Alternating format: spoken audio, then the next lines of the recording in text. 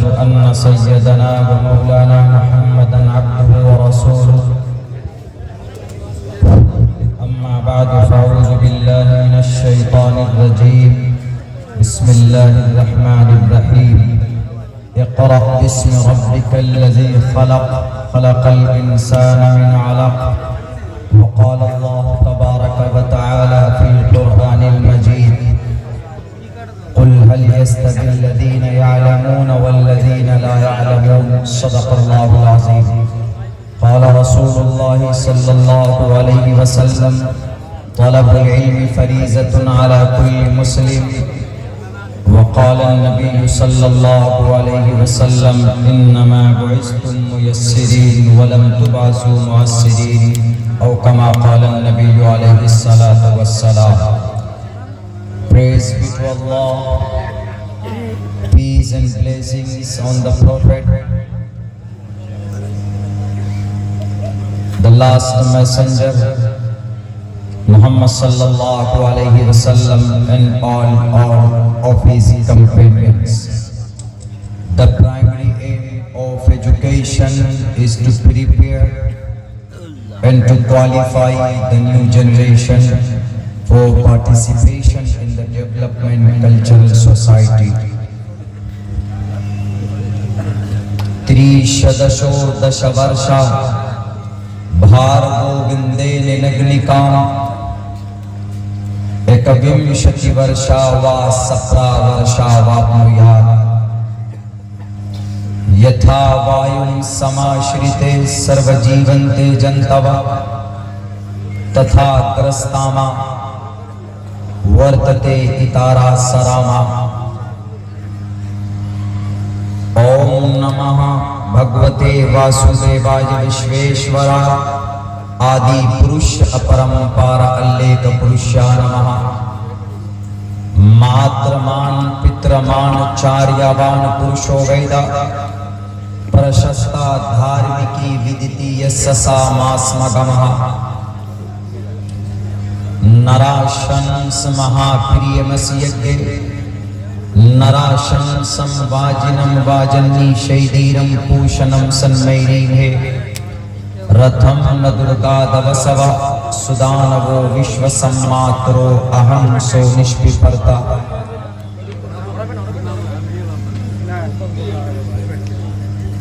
सदर मोहतरम और इस तालीमी बेदारी कॉन्फ्रेंस के बैनर तले जमा होने वाले दीनी, ईमानी, समाजी, सियासी भाइयों, नौजवान साथियों और पर्दे में बैठकर इस जलसे को सुनने वाली हमारी समाज की इज्जतदार माँ और बहनों, तालीम के उन्वान पर एक मदरसे की संग बुनियाद है, उस ताल्लुक से ये प्रोग्राम मुनाकिद किया गया है. एक बहुत हसास और एक बहुत जरूरी टॉपिक पर ये महफिल मुनाकिद की जा रही है. अल्लाह से दुआ करता हूँ कि अल्लाह कहने और सुनने से कहीं ज्यादा हम सबको उस पर अमल की तौफीक अता फरमाए.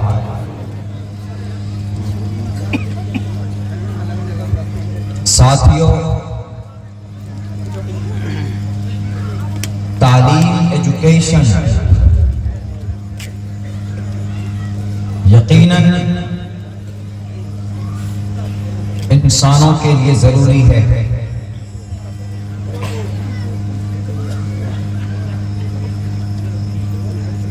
इसके बगैर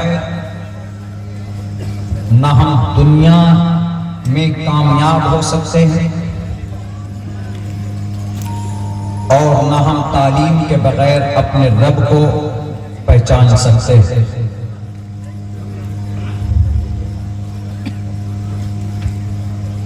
अब तालीम कौन सी जरूरी है?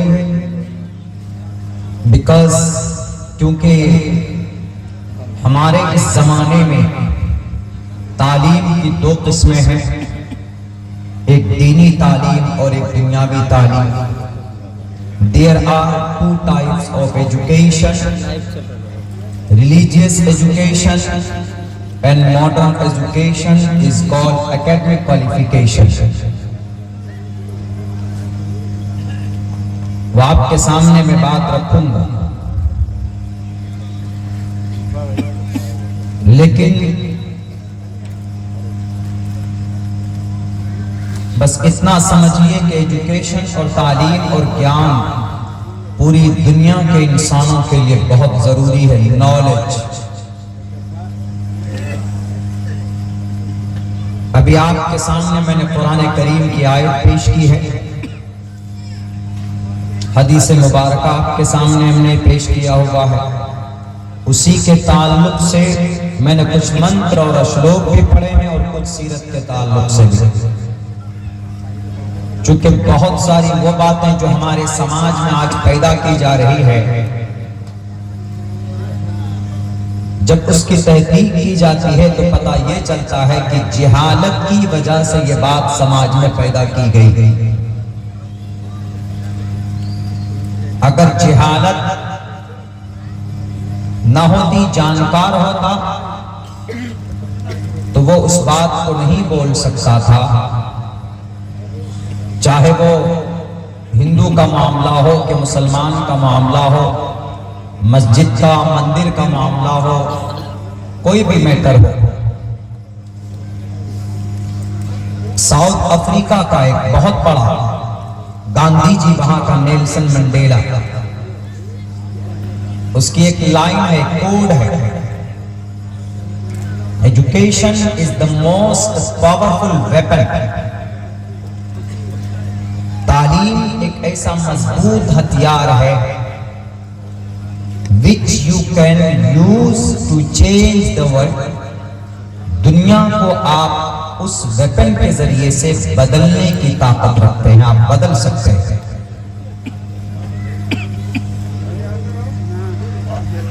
اس میں کوئی شک نہیں ہے کہ تعلیم کے بغیر ہم کسی بھی فیلڈ میں ترقی نہیں کر سکتے. اگر ہم اچھا دیندار بننا چاہتے ہیں تو بھی دینی علوم کا جاننا آپ کے لیے ضروری ہے. اگر ہم دنیا کے بارے میں جاننا چاہتے ہیں تو اس کے لیے بھی آپ کو علوم و فنون کا جاننا ضروری ہے. تعلیم کی اہمیت کا اندازہ اس بات سے لگائی جا سکتی ہے، مذہب اسلام میں خصوصاً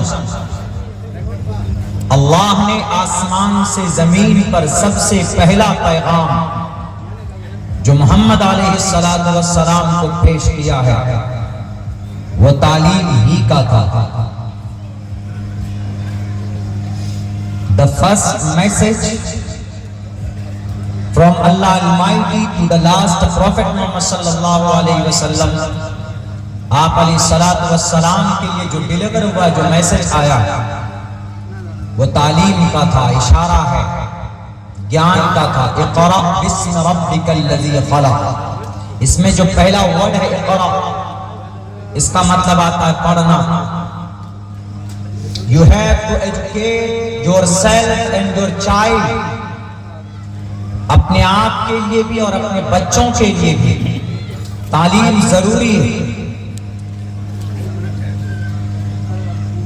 لیکن مسلمانوں، ہمارے لیے خوشی کی بات ہے، اس آیت میں یہ اشارہ ملتا ہے کہ آپ کو سب سے پہلے کون سا علم، کون سی تعلیم آپ کو حاصل کرنی چاہیے؟ آپ کو اپنے عقیدے، اپنے مذہب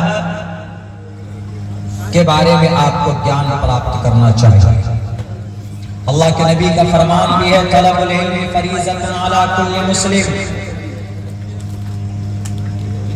ہر ایک مسلمان مرد عورت پر اتنا علم حاصل کرنا ضروری ہے جس سے وہ حرام اور حلال کی تمیز کر سکے، اس کو جان سکے. یہ ضروری ہے اس کے. اقرأ باسم ربک الذی خلق خلق الانسان من علق. جو لوگ صرف تعلیم کو اپناتا ہے، صرف ایجوکیشن کو، یا اگر جو آدمی دنیاوی علوم اور فنون کو صرف اپنائے گا،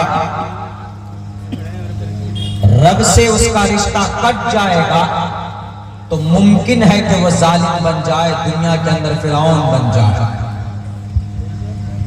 آج جو سرزمین انبیاء پر آج کی الجزیرہ اخبار کی رپورٹ ہے، 17,000 بچے شہید کر دیے گئے۔ ان کو ذرہ برابر بھی احساس نہیں ہے مارنے والوں کو، جو شہید کر رہے ہیں، جو مار رہے ہیں، جو کٹ رہے ہیں۔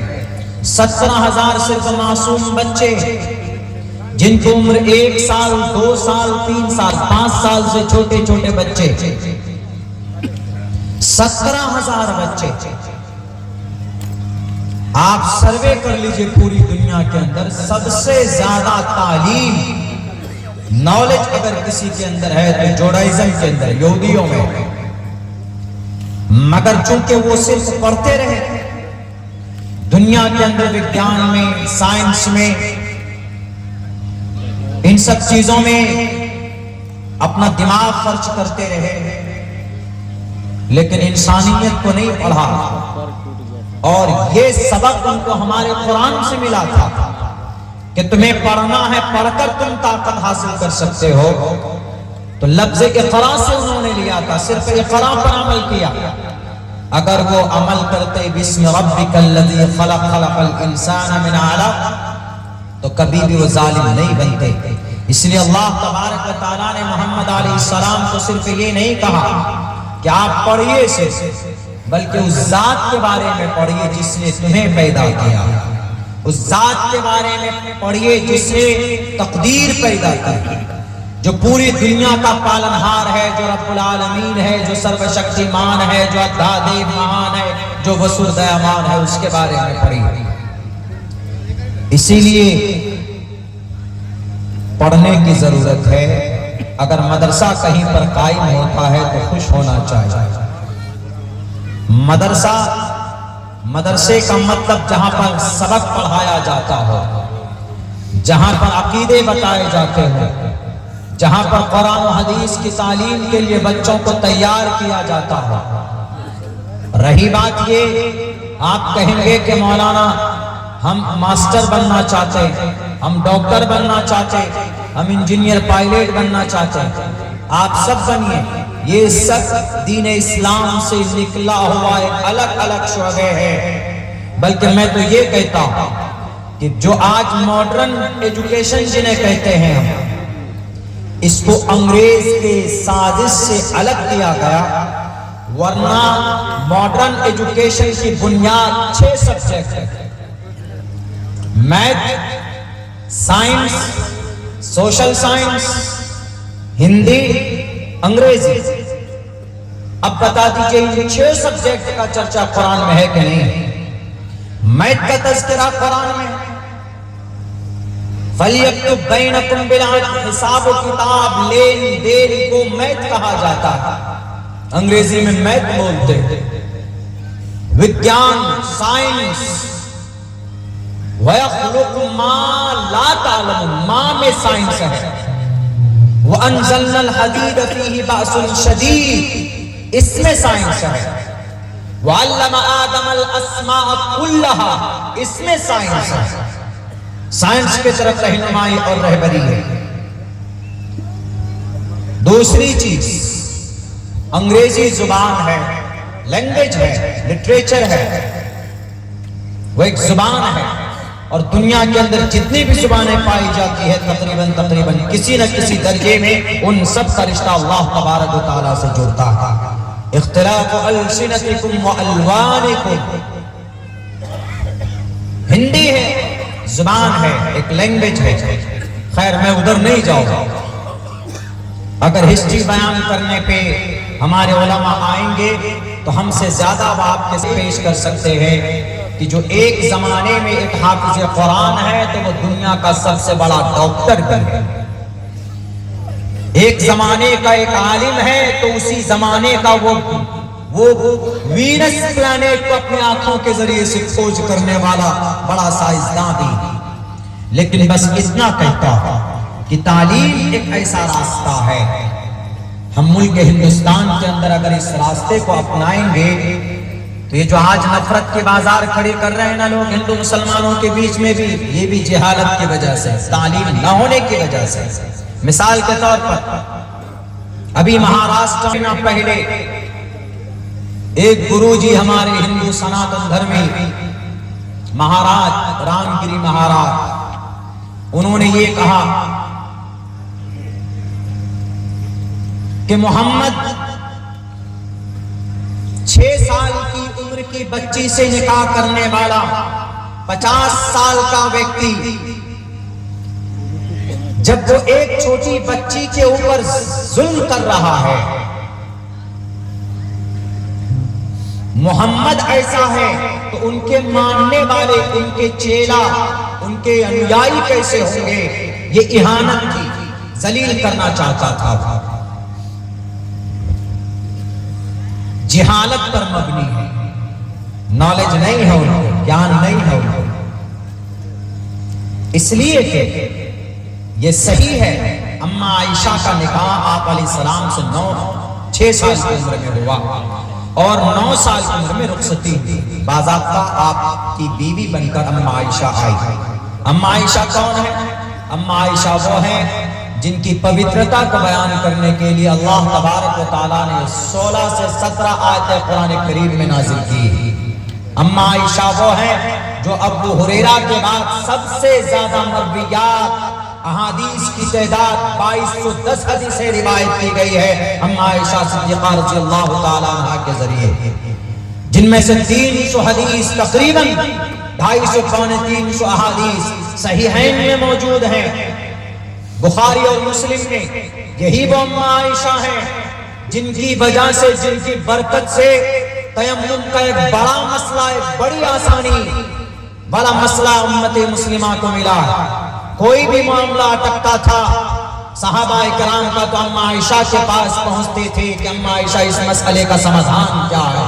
وہ اما عائشہ، ان کے بارے میں وہ گرو جی بولتے ہیں۔ میں اس لیے اس کو میں نے چنا ہے چونکہ برننگ ایشو بنایا ہوا ہے، ہندو مسلمان کے بیچ میں ایک دیوار کھڑی کی جا رہی ہے۔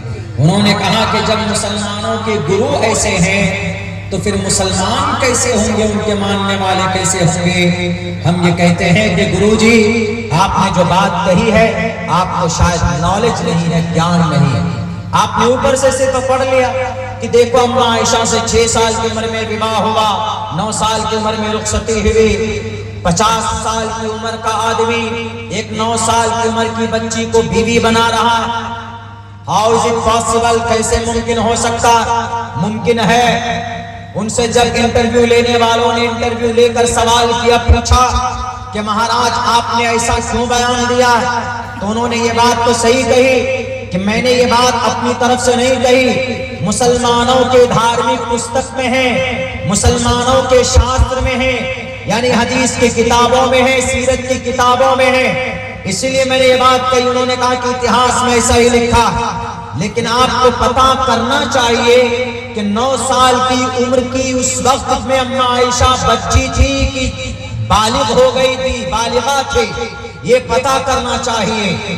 انہوں نے اور پھر ان کے سپورٹ میں وہاں کے سی ایم بھی کھڑے ہو گئے، انہوں نے کہا کہ ہمارے گرو جی کو مہاراج رام گری مہاراج کے طرف کوئی ہاتھ اٹھائے گا تو ہم اس ہاتھ کو توڑ دیں گے۔ وہ ان سے بڑے جاہل، وہ ان سے بڑے بے وقوف آدمی، ان سے سمجھا جاتا کہ آپ نے کس آبھاؤ میں آ کر کے یہ بات کہی ہے، آپ کو مکمل نالج ہے۔ آپ بھی بہت سے لوگ، آپ میں سے بھی بہت سے لوگ ایسے ہوں گے جن کے ذہن میں یہ بات ہوگی کہ ہاں محمد علیہ السلام نے 6 سال کی بچی سے وواہ کیا، چھوٹی بچی تھی، 6 سال کی عمر کی تو بچی چھوٹی ہوتی ہے، اور پھر 9 سال کی عمر میں بیوی بنا کر لے کر آئے۔ ان کے اوپر تو قانوناً کارروائی ہونی چاہیے، ان کے اوپر تو کیس بک ہونا چاہیے، ان کے اوپر تو عدالتی کارروائی ہونی چاہیے۔ ٹھیک ہے، اچھی بات ہے، آپ کا مطالبہ ٹھیک ہے، لیکن ایک بات ذہن میں بسا لیجئے، شریعت اسلام میں کوئی بھی نابالغ لڑکا ہو یا لڑکی ہو، اگر اس کے پیرنٹس اس بچی کا یا بچے کا نکاح کرائیں، ان کے ولی اور گارجن، تو وہ شادی ویلڈ ہوتی ہے، قابل قبول ہوتی اسلام میں۔ اور بھارت کے سموِدھان میں 18 سال سے کم کی عمر کی لڑکی، 21 سال سے کم کی عمر کے لڑکے اگر یہ دونوں شادی کریں گے تو وہ شادی ویلڈ نہیں مانی جائے گی، بھلے ہی اس کا پیرنٹس کرائیں شادی یا اس کے گارجن کرائیں، کوئی بھی کرائیں۔ میں نے دونوں باتیں اس لیے ذکر کی ہیں تاکہ کل چل کر میرے اوپر کوئی قانونی کارروائی نہ ہو کہ مولانا عبداللہ آپ 6 سال کی عمر میں 9 سال کی عمر میں بچیوں کی شادی کی ترغیب کی بات کرتے نبی کا حوالہ دے کر۔ میرے بھائیو، میں منع کرتا ہوں کہ چھوٹی عمر میں بالغ ہونے سے پہلے سماج کی کسی بچی کا یا بچے کا نکاح نہیں ہونا چاہیے، اسی لیے کہ سماج کے اندر اگر آپ کم عمر میں بچی کی شادی کریں گے، بالغ ہوگی نہیں، کیپیسٹی اس کے اندر ہے نہیں ماں اور باپ بننے کے لیے، آپ نے بیوہ کر دیا تو بہت سارے مہلک امراض کے وہ بچے شکار ہو سکتے ہیں۔ شریعت اسلام میں 12 سال کی عمر میں بچیاں بالغ ہوتی اور لڑکا 14 سال کی عمر میں بالغ ہوتا۔ دو مسئلہ، چھوٹے بچے یعنی بالغ ہونے سے پہلے ماں باپ اس کا رشتہ کرا سکتا ہے، یا اگر بالغ ہو جائے لڑکا یا لڑکی تو وہ بالغ ہونے کے بعد خود بھی رشتہ کر سکتے، شادی کر سکتے، اس کے لیے گارجن کی پرمیشن کی اجازت نہیں ہے۔ لیکن سماج میں سسٹم کو مینج میں لاتے ہوئے شریعت کی دھجیاں نہ اڑ جائے، اپنی منمانی نہ کریں، ماں باپ جو نفع نقصان اپنے بچے کا اپنی بچی کا جو بہتر سمجھ سکتا ہے، وہ بچے اپنے بوائے فرینڈ گرل فرینڈ کے چکر میں اپنے آپ جو بھاگ کر شادیاں کر لیتے، نباہ کر لیتے، کورٹ میرج کر لیتے اور کہتے ہیں کہ ہم بالغ ہو گئے، ہماری عمر اتنی ہو گئی۔ ماں باپ کی کوئی ضرورت نہیں، کوئی بھی ماں باپ اپنی اولاد کے لیے برا کبھی نہیں سوچتے، بلکہ ان کے لیے اچھی تعلیم کا بندوبست کرتے، ہمیشہ چاہتے ہیں کہ ان کی اولاد بہتر ہو اور پھر اچھی طرح سیٹل ہو جائے، اچھی جگہ پر شادی ہو۔ آج جس ٹرین پہ میں آ رہا تھا آپ کو میں بتاؤں، 70 سال کا بوڑھا آدمی ہاتھ میں اپنے کندھے پر ٹین کا ڈبہ لیے ہوئے آپ کے مدھوپور اسٹیشن کے بعد جسیڑی سے پہلے رات کو تقریباً 8 بجے کے ٹائم میں وہ بوڑھا 68 سے 70 سال کی عمر کا وہ شخص بوڑھا آدمی ہاتھ میں اس کے کانپ رہے تھے، جھال مڑی بیچ رہا تھا۔ سامنے بیٹھے ہوئے 3 آرمی کے لوگ تھے، انہوں نے کہا کہ آپ اس عمر میں کیوں بیچتے ہو دادا؟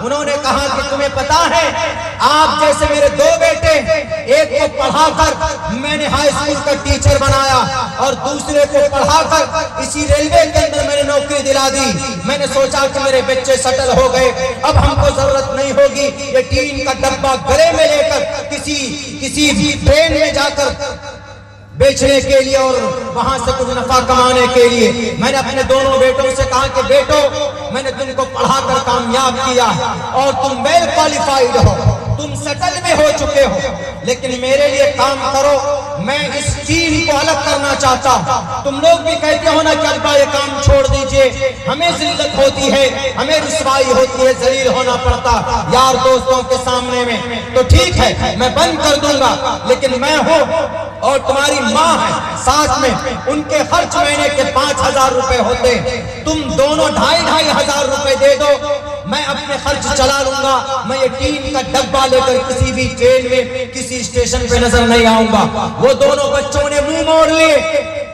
الگ ہو گئے، انہوں نے سپورٹ نہیں کیا۔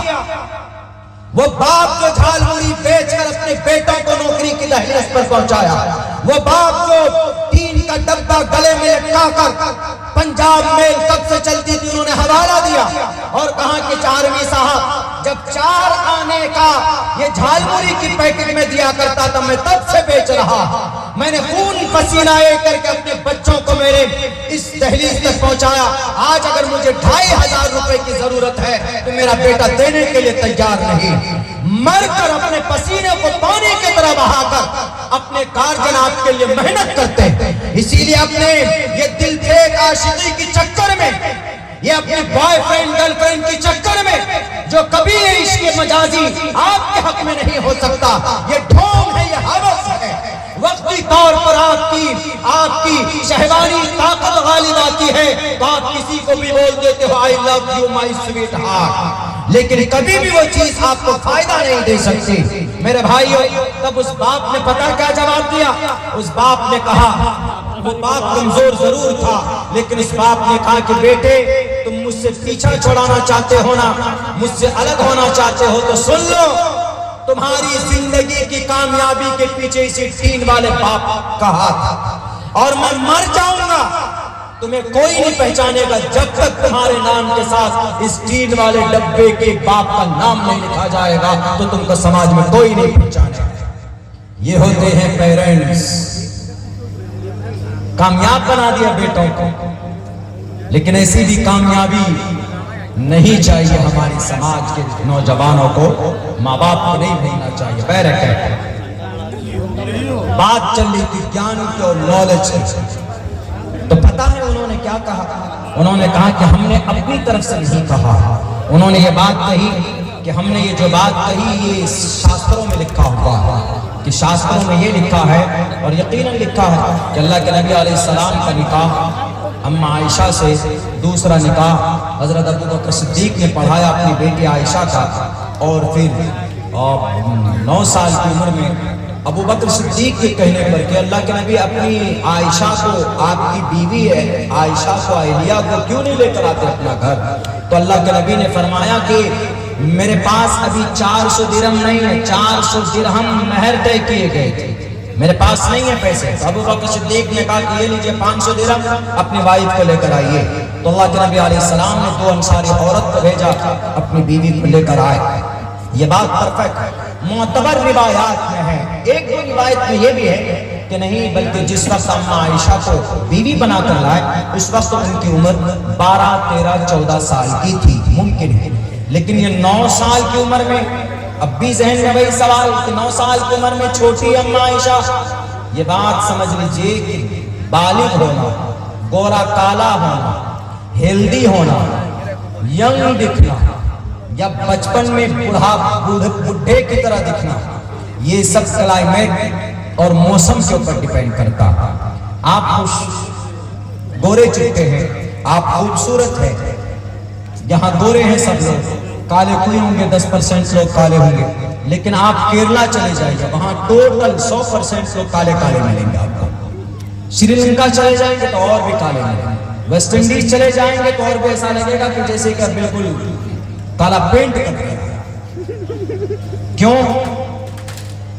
اللہ تبارک و تعالیٰ سے کیا وہ فائٹ کریں گے کہ ہمیں کالا کیوں بنایا؟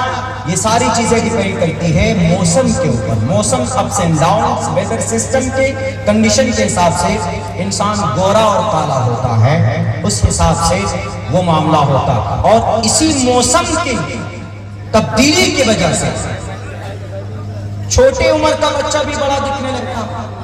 ایک تو نیپالی آپ کے سامنے لا کر کھڑا کر دیا جائے، 50 سال کا نیپالی ہے، لیکن آپ کو دکھنے میں ایسا لگے گا جیسے کہ 16 سال کا ینگ ہے 50 سال کی عمر لیکن 16 سال کا لگے گا۔ سیم یہی چیز اپلائی وہاں پر کیجئے کہ اماں عائشہ اس زمانے میں سے 1458 سال پہلے، اس وقت اماں عائشہ 9 سال کی تھی، اور وہاں پر 9 سال کی عمر کی بچیاں بڑی دکھتی تھی، بالغہ ہو جاتی تھی۔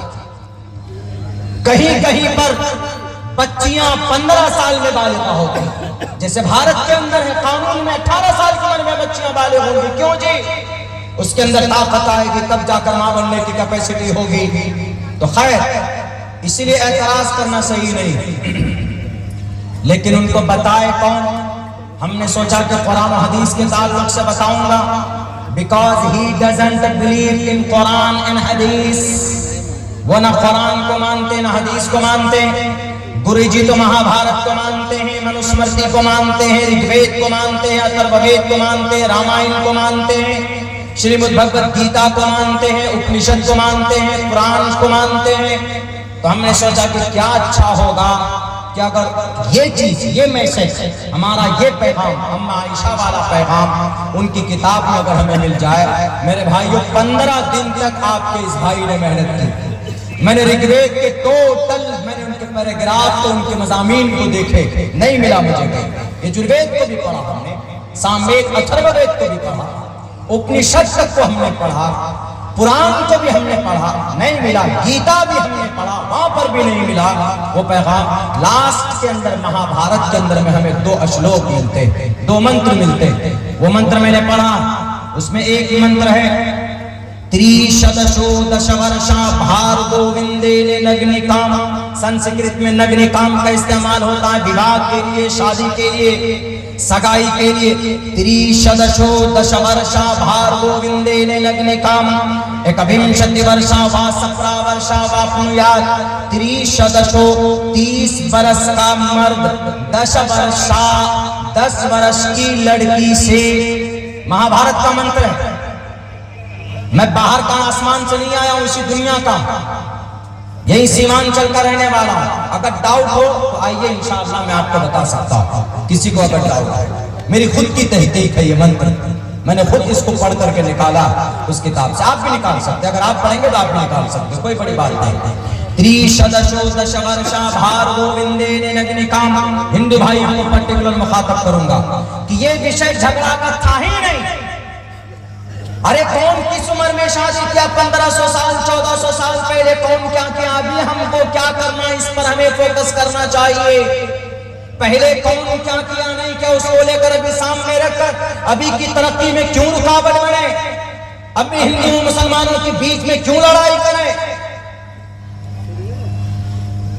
ایک دم نفرت کا بازار گرم کر دیا۔ میرے اسکول میں 3 ٹیچر ہندو ہیں، 3 ٹیچر ہندی سبجیکٹ کے لیے میں نے رکھا ہوگا۔ اب کوئی کہے گا کہ مولانا عبداللہ داڑھی والا ہندو ٹیچر کو کیوں رکھے؟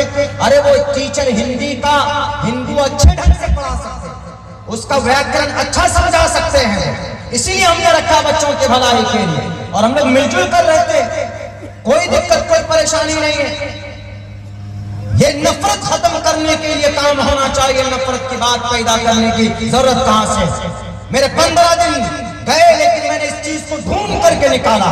ہم نے کہا کہ جس چیز سے آپ کے پیٹ میں درد ہوتا، رام گری مہاراج صاحب، اس کا چرچا 4-5 ہزار سال پہلے صرف مہا بھارت کے اندر میں پرماتما نے کر دیا۔ تریشدشو دش ورشا بھار گووندے نگنی کام۔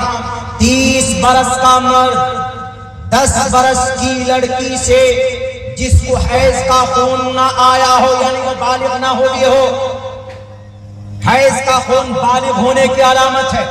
اگر بچی کو مہینے میں خون آ جائے، ماہواری شروع ہو جائے، MC شروع ہو جائے، تو سمجھ لیجئے کہ وہ بچی ماں بننے کے لائق ہو گئی ہے، ان کے اندر اتنی کیپیسٹی آ گئی ہے۔ لیکن بعض جب ایسا کرتے ہیں کہ چلو 12 سال کی عمر کی ہو گئی، 12 سال 13 سال میں خون آیا، لیکن کمزور ہم بچے کو 20 سال میں شادی کرائیں گے، 25 سال میں کرائیں گے، لیکن کوئی اس کے اندر کوئی خطرہ نہیں ہے گناہ کا، محفوظ ہے، سیکیور ہے، تو نو پرابلم۔ آپ 25 سال 30 سال کی عمر میں کیجئے، اگر آپ کے گناہ میں جانے کا اندیشہ نہ ہو تو کوئی ایشو نہیں ہے، کوئی مسئلہ نہیں۔ میں نے کہا تریشدشو دش ورشا بھار گووندے نگنی کام۔ 30 برس کا مرد 10 برس کی لڑکی سے جس کو خون نہ آیا ہو وہ وواہ کر سکتا ہے، سگائی کر سکتا ہے، نکاح کر سکتا ہے۔ مہا بھارت میں 30 برس کا مرد ہے، 10 برس کی لڑکی۔ اگر اعتراض کی بات ہوتی تو اس پر اعتراض ہونا چاہیے۔ اور نیچے کی لائن پڑھیے، ایکبھنشتی ورشا، ومشتی، گروجی ومشتی کا مطلب 20 ہوتا ہے۔ پڑھیے آپ 1 2 3 4 5 سے ایکم دوے ترینی چتواری پنچا پنچاوتی षट् and सप्त अष्ट नव दश एकादश द्विवेदश त्रियोदश चतुर्दश पंचादश षोडश सप्तादश अष्टादश नवदश विंशति 20 विंशति 20 एकविंशति 21 बरस का मर्द वा सप्रा वा सप्त मैंने 7 है वा सप्रा वर्षा वापनुयात 21 बरस का मर्द भी अगर 7 वर्ष की लड़की से विवाह करता है तो वो विवाह कर सकता है। बताइए, महाभारत में भी इसका चर्चा है कि अगर कोई 30 बरस का मर्द 10 बरस की लड़की से विवाह करता है तो कर सकता है। 21 बरस का मर्द अगर 7 वर्ष की लड़की से विवाह करना चाहे तो कर सकता है। تو جب 18 تاریخ کو وہاں ڈیبیٹ ہونا تھا، ہم تو گئے نہیں، ہم نے کہا کہ مہاراج جی کے حضور میں پیش کیجئے گا اور کہیے گا کہ مہاراج صاحب ذرا بتائیے اس کا کیا ترجمہ ہے۔ ہم نے کہا ہمارے نبی وہ ہیں جو صرف مسلمانوں کے لیے رول ماڈل نہیں ہے بلکہ پوری مانو جگت کے، پوری سنسار کے گرو تھے۔ وہ ستیہ مارگ کا درشن کرانے کے لیے آئے تھے۔ نراشن سمواجنم واجتری شیشیرم پوشنم سنمیری بھیدکم ن درگا دو سما سدانو وشو سماترو اہنسو، ظلم کو ختم کرنے آئے تھے، اہنسو نشیلی پدارت کو ختم کرنے آئے تھے، لوگوں کو گناہوں سے نکال کر ستیہ مارگ کا درشن کرانے کے لیے آئے۔ ستیہ مارگ کا درشن ہمارے نبی محمد رسول اللہ صلی اللہ علیہ وسلم نے اپنی پوری جیونی کے اندر یہی کام کیا۔ دنیا کے اندر جتنی بھی کتابیں لکھی گئی، کوئی مائے کا لال بتائے کہ آپ علیہ الصلوۃ والسلام نے کسی انسان کا اپنے ہاتھوں سے قتل کیا ہے؟ کوئی بتائے کہ محمد علیہ السلام نے کسی انسان کا ایک قطرہ اپنی تلواروں سے بہایا ہے؟ بڑی خلافت میں اور مخالفت میں بڑی بڑی کتابیں لکھی گئی، لیکن کسی نے بھی یہ لکھنے کی جرات نہیں کی کہ محمد ظالم تھا یا محمد نے کسی انسان پر ظلم کیا تھا۔ یہاں تک تو ٹھیک بولے کہ محمد ظالم تھے، تلواروں سے ڈراتے تھے، لیکن کسی بھی کتاب میں نہیں لکھی بھی ملے گی یہ بات کہ محمد علیہ السلام نے کسی کو ان تلواروں کے ذریعے سے کسی کا مرڈر کیا، کسی کا ایک قطرہ خون تک بہایا۔ آپ علیہ السلام نے اپنی جانی دشمنوں کو بھی سینے سے لگایا محمد رسول اللہ صلی اللہ علیہ وسلم نے۔ اور آج میں گارنٹی کے ساتھ کہتا ہوں دنیا والوں، اگر پروفٹ محمد جن کو کل کی اوتار کہا گیا ہے، اگر ان کے بتائے ہوئے مارگ کے مطابق اگر زندگی گزاری جائے، جیسا کہ ابھی مولانا نے کہا تھا کہ اگر شریعت کو مکمل طور پر بھارت کے اندر 1 سال کے لیے اس کو اگر صرف نافذ کیا جائے کہ ہم برائی کو خاتمہ کرنا چاہتے ہیں، ہم ہر فیلڈ کے اندر میں ایک امن قائم کرنا چاہتے ہیں، کرپشن کو مٹانا چاہتے ہیں، بےایمانی کو مٹانا چاہتے ہیں اور زنا کو مٹانا چاہتے ہیں، ہر ایک منٹ میں 45 بچیوں کا زنا ہوتا ہے، ان کا ریپ ہوتا ہے، اور ان میں سے 70% ریپ ایسا ہوتا ہے جو شراب پی کر نوجوان ریپ کرتا، اپنی سماج کی بیٹیوں کی عزت لوٹتا ہے۔ عدالت سے پوچھو کوئی علاج ہے تو عدالت بھی کہے گی کہ اس کو سزائے موت دی جائے اگر کوئی ریپ کر مرڈر کرتا ہے۔ وکلانگوں سے پوچھو کہ ریپسٹ کو کیا سزا ملنی چاہیے، کوئی کہے گا کہ اس کو ڈیتھ پینلٹی ملنی چاہیے، یا پھر ان کو پھانسی پر لٹکا دو، یا پھر ان کو عمر قید کی سزا سنا دو۔ لیکن کسی کے پاس ایسا راستہ ہے کہ یہ زنا ہونے سے پہلے زنا کا دروازہ بند ہو جائے؟ اگر ایسا راستہ کہیں پر آپ کو مل سکتا ہے تو محمد رسول اللہ صلی اللہ علیہ وسلم کی جیون میں مل سکتا ہے۔ 70% ریپ ہوتا ہے کس سے؟ شراب کے بدولت۔ یہی ہوا نا کلکتہ کے اندر ڈاکٹر اہانا کو جو مارا گیا، ڈاکٹر اہانا ٹریننگ ڈاکٹر بیچاری ٹریننگ کر رہی تھی آرجیکر کالج کولکاتہ میں، بڑے سپنے تھے بڑے ڈاکٹر بننے کے، ایمس میں پہنچیں گے ہم۔ ڈاکٹر سماج کے اندر خدمت خلق کے لوگوں کی سیوا کے لیے ایک بہت بڑا پلیٹ فارم ہے ڈاکٹریٹ کا۔ بعض لوگ ہندو بھائیوں میں تو یہ کانسیپٹ ہے بھی ہے کہ بھائی ان کو بھگوان بھی مانتے ہیں، کیوں؟ کیونکہ وہ لوگوں کی خدمت کر کے ان کی بیماری کا ڈھنگ سے ٹریٹمنٹ کر کے ان کو ایک جیون بخشتا ہے، ایک دیتا تو اللہ ہے لیکن ایک سبب ڈاکٹر کو بنایا ہے۔ وہ ڈاکٹر اہانا اس کو مارنے والا جو وہ باکسر تھا ظالم کم بخت، وہ 1 نمبر کا شرابی تھا۔ شراب کے نشہ اترنے کے بعد تب وہ ہاتھ جوڑ کر معافی مانگتا ہے، میں نے اتنی شراب پی تھی کہ مجھے ہوش ہی نہیں تھا کہ میں اس کا ریپ کر رہا ہوں، کہ میں نے اس کی گردن توڑ دی ہے، کہ میں نے اس کی آنکھ کی جو چشمے کے جو شیشے تھے اس کی آنکھ میں گھس گئے ہیں، مجھے پتہ ہی نہیں چلا تک یہ سب کچھ ہوا۔ 5 بوتل شراب پی تھی اس کا ریپ کرنے سے پہلے۔ جو لوگ بولتے ہیں کہ زنا ختم ہو، زنا کے اوپر بندش پابندی ہو، ریپسٹ کو کیفر کردار تک پہنچائے، کوئی راستہ ہے؟ نہیں ہے، جب تک شراب کے اوپر پابندی نہیں لگے گی، اور شراب پر پابندی اور شراب کی برائی اگر کسی شاستر میں ڈھنگ سے اگر ہے تو وہ قرآن کریم کے اندر ہے، جناب محمد رسول اللہ صلی اللہ علیہ وسلم کی جیون میں الا ان الخمر قد حرمت۔ حضرت انس رضی اللہ تعالیٰ عنہ حضرت ابو طلحہ کے گھر بیٹھے، ہاتھ میں شراب کا گلاس ہے، اس وقت شراب حرام نہیں کی گئی تھی۔ جیسے ہم لوگ آج چائے پیتے، کوئی کسی کے گھر پہ کیا جوس دے دیتے ہیں، عموماً چائے دیتے ہیں، چائے پیجیے، اس وقت میں شراب، یہ جھارکھنڈ میں قریب ہے، جو آدیواسی ہے، مہمانوں کو داماد کو شراب پروستے ہیں، بلکہ کثرت سے پیتے۔ ابھی 2 سال پہلے ہماری گاڑی پھنس گئی تھی، پتہ چلا کہ صبح 3 بجے بھور میں وہ لوگ ایک دم ہاتھ میں بوتل ہے، کسی کے ہاتھ میں گلاس ہے، داماد اور سسور اور سالے صاحب ایک دم نشہ کر رہے ہیں، ڈھول بجا رہے، راستہ جام کیے ہوئے، دوسرے راستے سے جانا پڑا۔ ہم نے پوچھا کیسا کیوں ہو رہا؟ بولا کہ ان کے یہاں کلچر ہے، اگر مہمان کو شراب نہیں دیں گے تو سمجھو کہ ان کی شکایت ہو جائے گی، بدنامی۔ اور یہ شراب اتنی خطرناک چیز ہے کہ شراب پینے کے بعد آدمی ہوش و حواس میں نہیں رہتا۔ شراب پینے کے بعد حضرت انس حضرت ابو طلحہ کے گھر بیٹھے، ہاتھ میں شراب کا گلاس ہے، شراب کی بوتل سمجھ لیجئے، گلاس سمجھ لیجئے، آواز دی گئی کہ الا ان الخمر قد حرمت، کہ شراب حرام قرار دی گئی۔ آج سے اسی وقت سے حضرت ابو طلحہ نے کہا کہ انس سنو، کس بات کا اعلان ہو رہا؟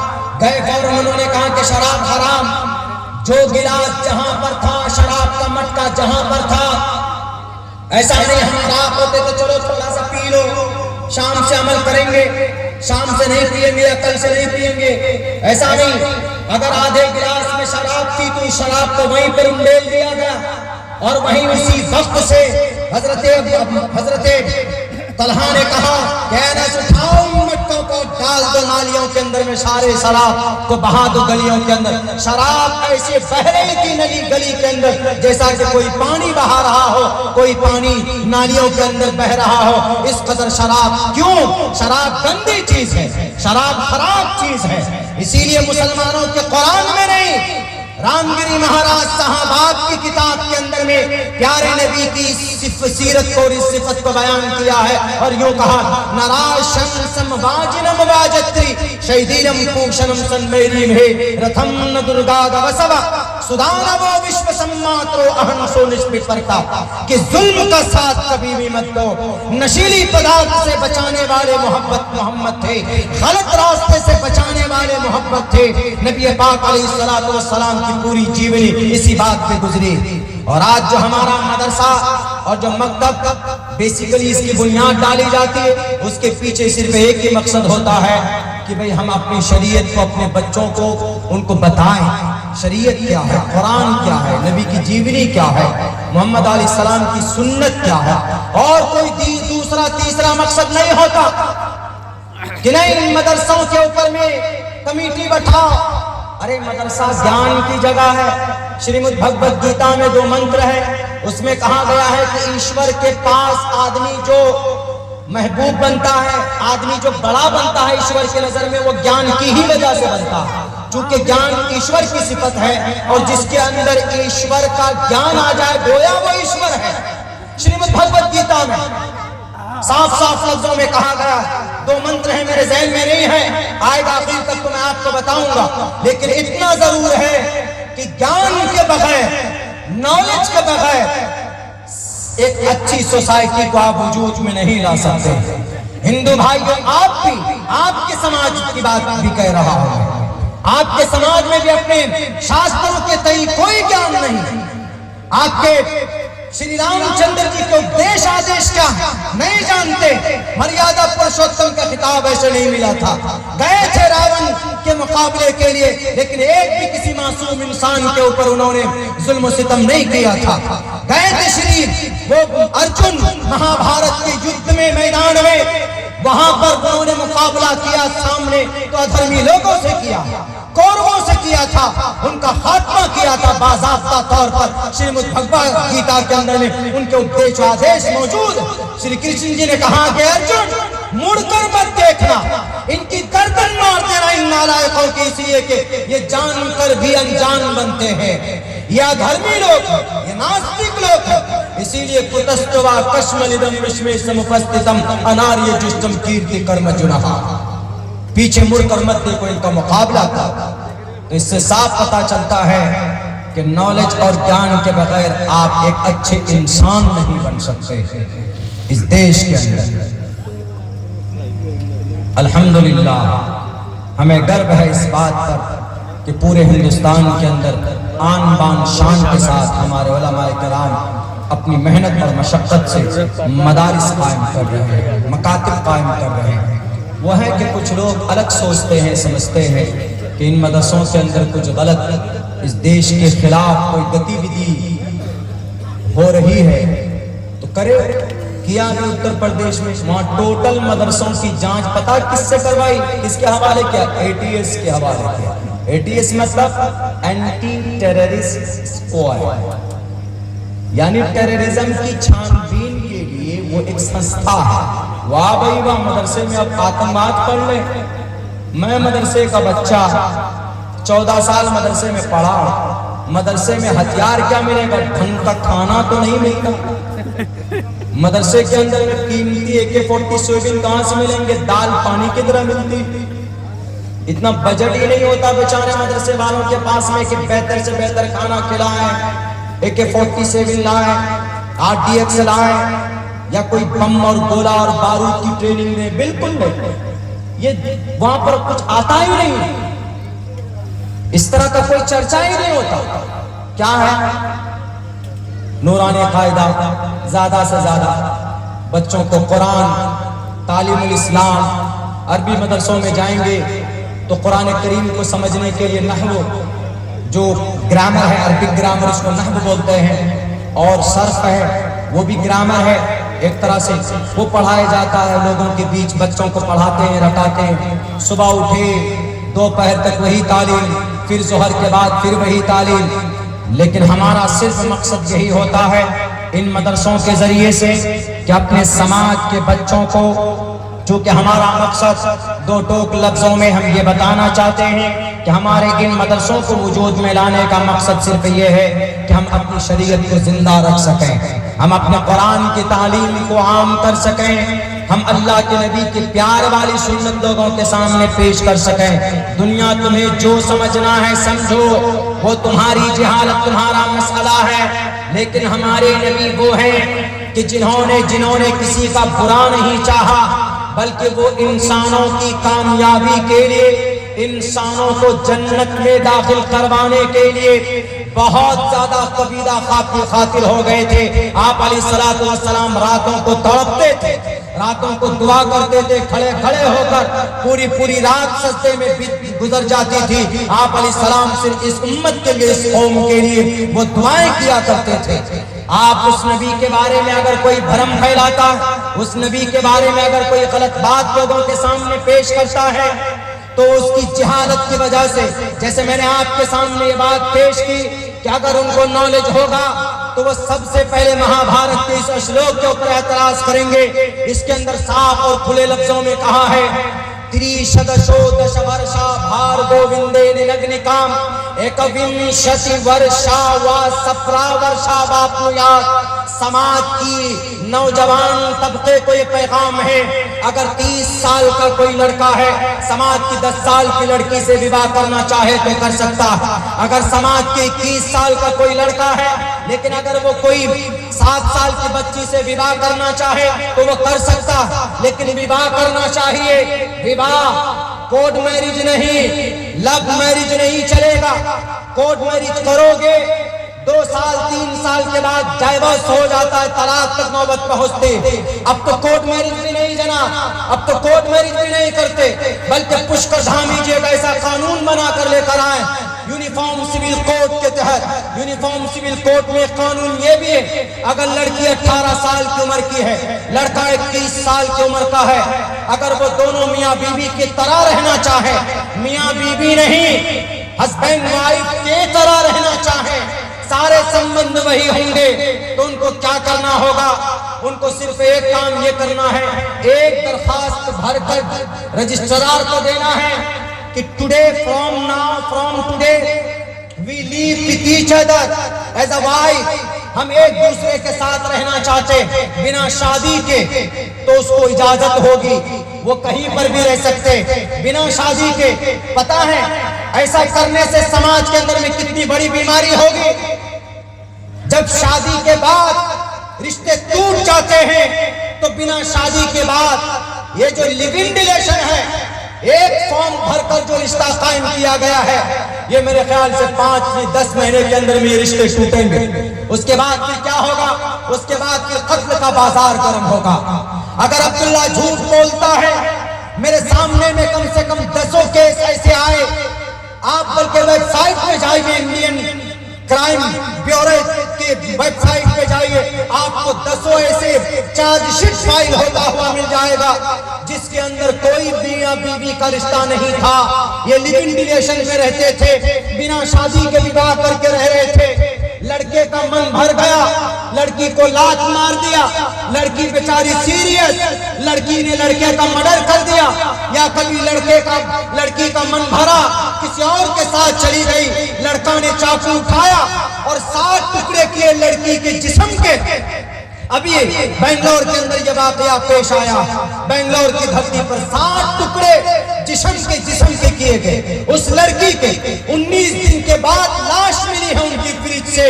یہ معاملہ کیا ہے؟ کیا کہلاتا ہے؟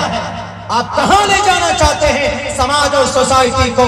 اسی لیے اللہ کے نبی علیہ الصلوۃ والسلام نے کہا ہے، شادی کے بغیر، شادی سے پہلے، نکاح سے پہلے، شادی سے پہلے نکاح کے بغیر کوئی رشتہ لڑکا اور لڑکی کے اندر نہیں ہونا چاہیے۔ اسی لیے ہمارے نبی پاک علیہ الصلوۃ والسلام نے کہا، من استطاع منکم الباءۃ فلیتزوج فإنه اغض للبصر واحسن للفرج ومن لم يستطع فعليه بالصوم فإنه له وجاء۔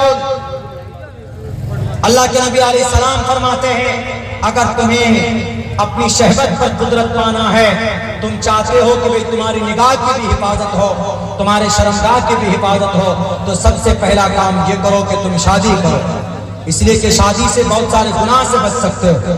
اور پھر آگے اللہ کے نبی یہ فرماتے، آگے ایک فارمولہ ایسا بتا رہے ہیں جو کوئی ڈاکٹر اس کا علاج نہیں بتا سکتا۔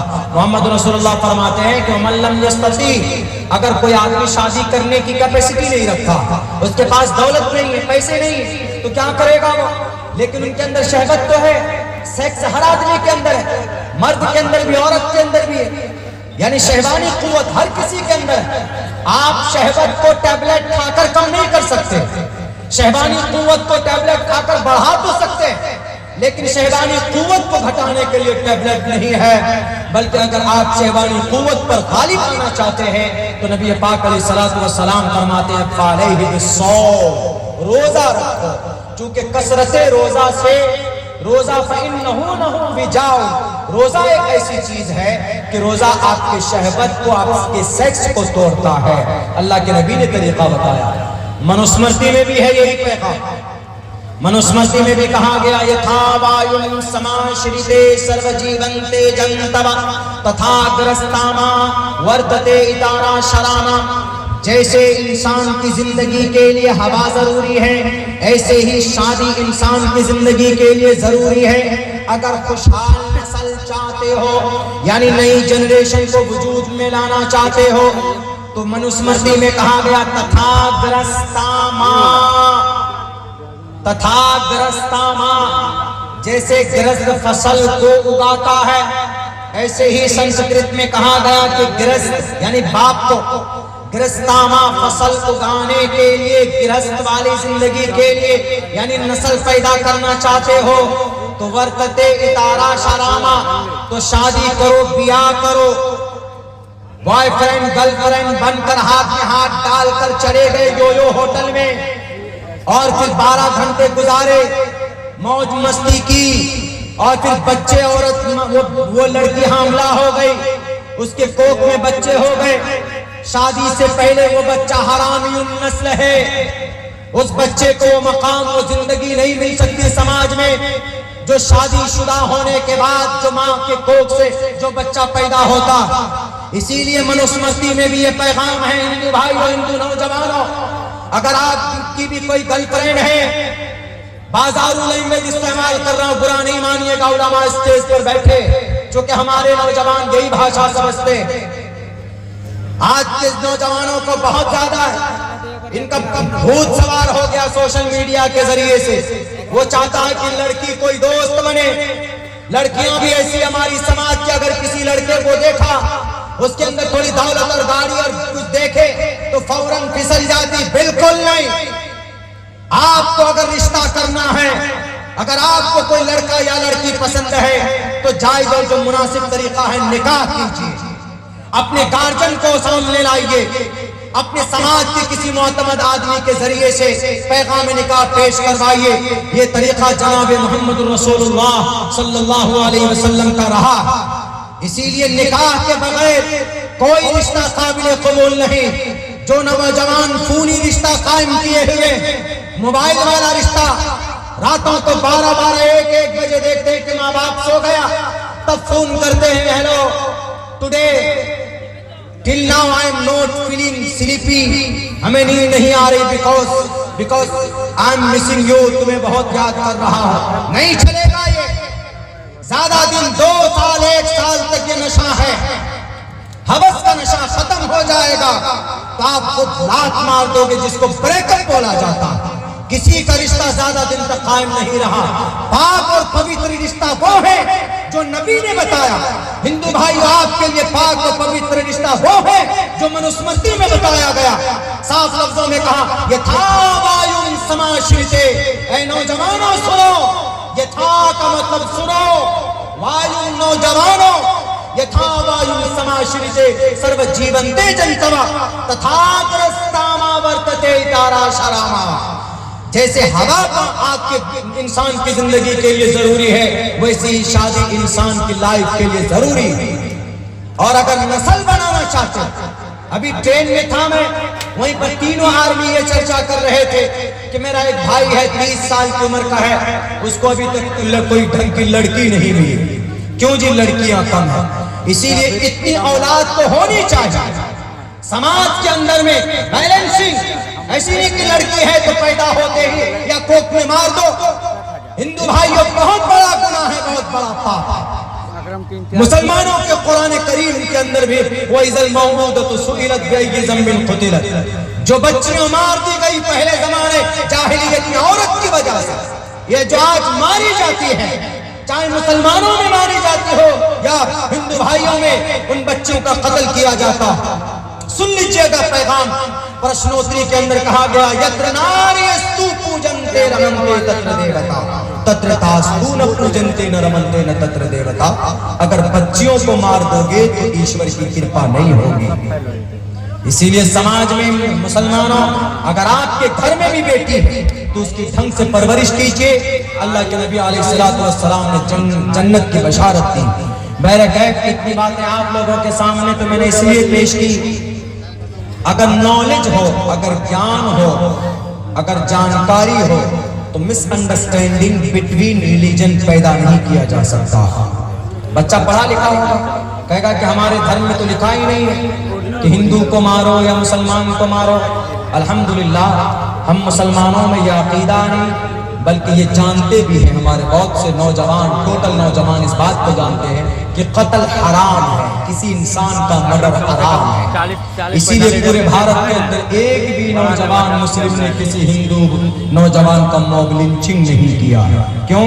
کیونکہ وہ جانتے ہیں کہ it is a big crime according to the Indian constitution and according to the Islamic religion. اسلام میں بھی جائز نہیں ہے، بھارت کے سمویدھان میں بھی جائز نہیں ہے. بھارت کے سمویدھان کو تو فالو کرتے ہیں، لیکن اس کے ساتھ ساتھ یہ بھی بات بتاتے ہیں کہ اگر کوئی آدمی جان بوجھ کر کسی ایک انسان کو مارتا ہے تو گیا اس نے پوری انسانیت کا مرڈر کیا ہوگا. خدا کا قرآن کہتا ہے صاف لفظوں میں. میرے ہندو بھائیوں کو بھی یہی کہوں گا، آپ گیان پراپت کیجیے، نالج پراپت کیجیے. اس کے لیے ضروری، یہاں تک تو بیان تقریباً ہندو بھائی یہاں پر بیٹھے ہیں ہمارے برادران وطن، تو اس پر آپ ذرا ضرور غور کیجئے گا۔ آپ اپنے شاستر کو خود بھی پڑھیں، نہیں پڑھنا جانتے ہیں تو کسی مہاراج کے پاس بیٹھے کہ مہاراج ستسنگ ٹھیک ہے کیجئے، لیکن خود بھی سیلف اسٹڈی کیجئے۔ آج ہندی کے اندر میں بہت سارے شاستر اویلیبل ہے آپ کے، پران، بھوشیہ پران، کل کی پران، متسیہ پران، بھاگوت پران، گرو پران، شیو پران، سارے پران آپ کو ہندی میں مل جائیں گے۔ گیتا پڑھیے، گیتا میں تقریباً 100 منتر ایسے ہیں جو اہمسا ہے، ستیم کرودھ تیاگ، یہ 7ویں ادھیائے کا منتر ہے، اہمسا ستیم کرودھ تیاگ، شانتی رپیشنم دیا بلیشور روتم ہیر چھاپلا ہے۔ لیکن یہ جبھی عمل ہوگا اس پر جب بچے پڑھیں گے ہمارے اس پہ۔ میرے بھائیوں، تو مدرسہ ہمارے جو مسلم لوگ بناتے ہیں، جو اس کی بنیاد رکھی جاتی ہے، ان کا مقصد صرف یہی ہے کہ جو قرآن میں، جو شریعت میں جو پیغام ہے وہ ہمارے بچوں تک پہنچے، اور اس پر محنت ہونی چاہیے۔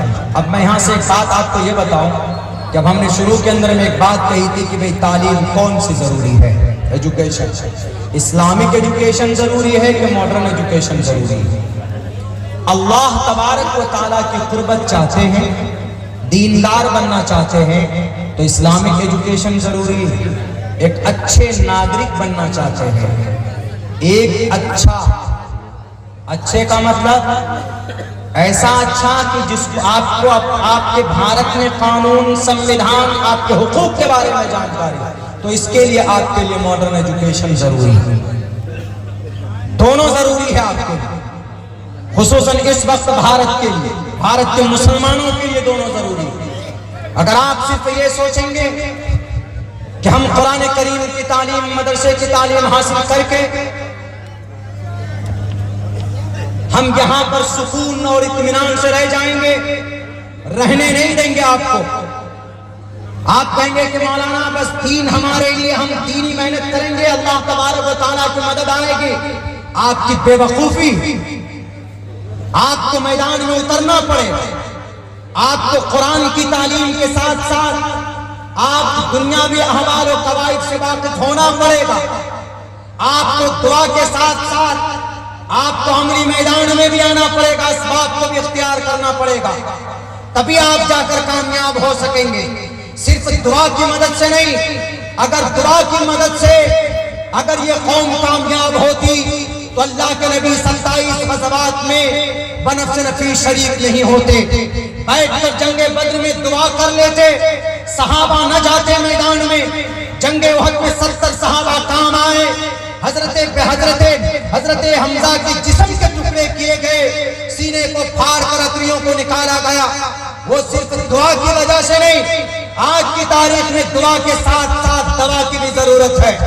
آج آپ کے سر پر ٹوپی اور پگڑی ہو، لیکن آپ کی زبان کے اندر جہاں قرآن ہے وہیں پر بھارت کا سمویدھان بھی ہونا چاہیے، ورنہ آپ کو لنگڑا اور لولہا سمجھا جاتا اور کہا جاتا ہے کہ یہ مسلمان کچھ نہیں جانتے، یہ اپنے مدرسوں کے اندر صرف قرآن کی تعلیم دیتے، یہ احادیث کی تعلیم دیتے، بلکہ آپ پوری دنیا کے اندر اسلام کی سچائی کو پیش کرنے کے لیے اگر آپ کو ماڈرن تعلیم اپنانا پڑتا ہے تو آپ کے لیے ضروری ہے کہ آپ اپنائیں میرے بھائیوں، ورنہ اب سے پہلے کی تاریخ بتاؤں میں آپ کو، 17 اور 1400 عیسوی میں یورپ جاہل تھا، مغربی ممالک کے لوگ ان پڑھ گوار تھے، یہ جو ہارورڈ یونیورسٹی، آکسفورڈ یونیورسٹی، یہ اسپین کی وہاں سے علم حاصل کر کر آئے، تب جا کر انہوں نے بڑی بڑی یونیورسٹی بنائی، ورنہ تعلیم کے میدان میں ہم ہی تھے اور ہر میدان میں تھے۔